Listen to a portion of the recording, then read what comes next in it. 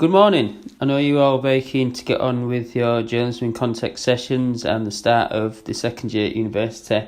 But before we get started today, there's just a few things I need to make you aware of that apply across your course throughout this your second year at uni in terms of the regulations, because things are a little bit different now you've come out of the first year and they get a little bit more complicated, and I need to make you aware of some of the differences that there are at this level of study. So if you can just make sure you give this your attention for the next couple of minutes. As lecturers, we will always work very hard to ensure that we strive to support you as best as possible when you're working through all your assignments, and we're always there if you need to contact us. However, we do need to kind of make you more aware of some of the things that we can't help you with in terms of regulations when it comes to assignments, because we have had a few problems in the last year or so where students haven't necessarily understood some of the issues that they've had as a result of not being able to pass things first time. So resits can be a bit problematic. Obviously, none of this will apply to any of you guys because you will pass everything first time and do really well. So that's the first thing to note.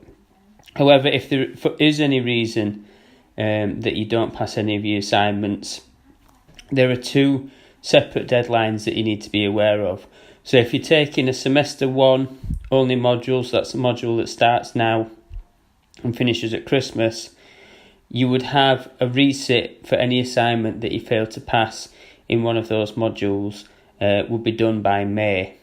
And you'll be made aware by the administrators and probably by the module tutor that you need to do this resit, but you also need to be aware that this needs to be done by May. So if you haven't sat a resit for a module that you failed before Christmas and that module's completed, then you need to be asking questions yourself if you've not heard anything by that May deadline.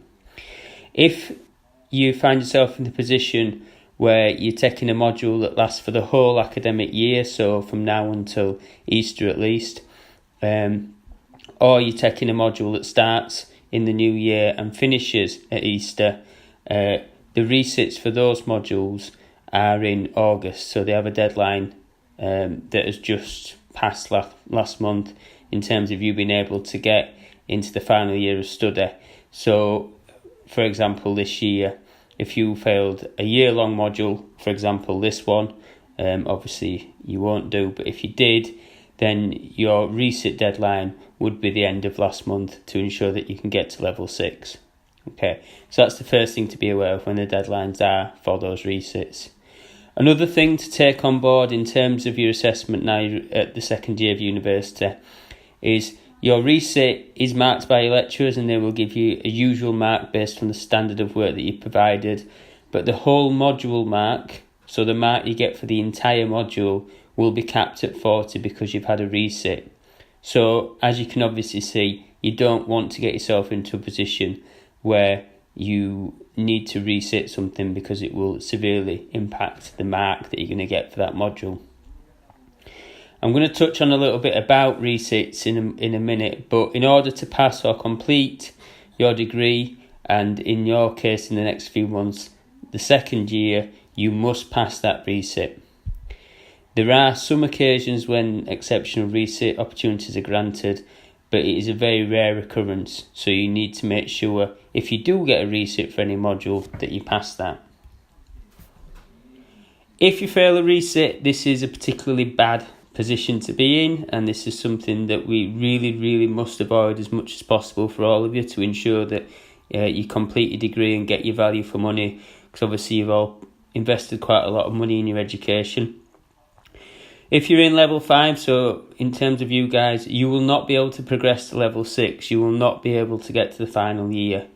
You'll either have to resit the modules that you failed or resit the year, depending on how many modules you've actually failed.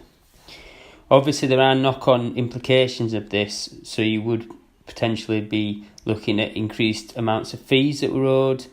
And one thing that you should all be aware of is that you only get 4 years of government funding for your degree, so there's only one opportunity for you to make a slip up at any of the levels.